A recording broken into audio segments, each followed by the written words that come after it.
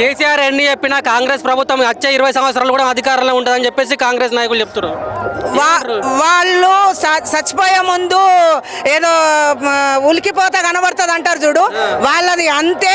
ఖచ్చితంగా ఈ జనం ఓటర్లే డిసైడ్ అయ్యిండ్రు, కార్యకర్తలు కాదు, లీడర్ కాదు, ఓటరే డిసైడ్ అయ్యి ఒక్కొక్క బస్ స్టాండ్ లో అమ్మ నా బూతులు తిడుతున్నారు. నా నోరుతో నేను తెలంగాణ బిడ్డనై చెప్పొద్దు.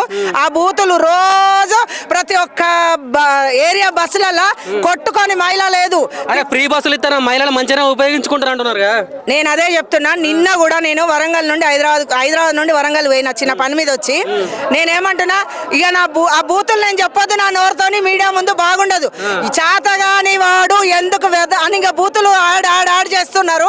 ఇక మన తెలంగాణ భాష ఎట్లుంటది, మన తెలంగాణ ఆడబిడ్డలు అన్ని అవస్థలు పడుతున్నారండి. భర్త ఏమో కిరాయి ఎందుకే, నీకు పైసలు ఎందుకే అంటాడు. బస్ ఎక్కే వరకేమో ఆడ డ్రైవర్ కానీ కండక్టర్ కానీ కూర్చున్న వాళ్ళు ఎవరైనా సరే ఒక్కరినొక్కరు దూషించుకోవడం, బూతులు, పంచాయతీ.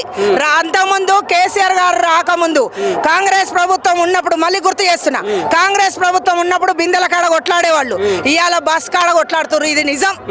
అరే ఉచిత కరెంట్ ఇస్తున్నాం, రేషన్ కార్డులు ఇస్తున్నాం, సన్న బియ్యం ఇస్తున్నాం అని చెప్పేసి మాట్లాడుతున్నారు కదా. అదే నేను చెప్తున్నా, 100లో 100 పైసలల్లా 99 చెయ్యకుండా 1లో సగం చేసి వాళ్ళు డబ్బా కొట్టుకుంటున్నారు. ఇది తప్పు అని ఈ సభనే డిసైడ్ చేస్తుంది. వాళ్ళకు భయపడుతుర్రా కాంగ్రెస్ వాళ్ళు ఈ సభను చూసి?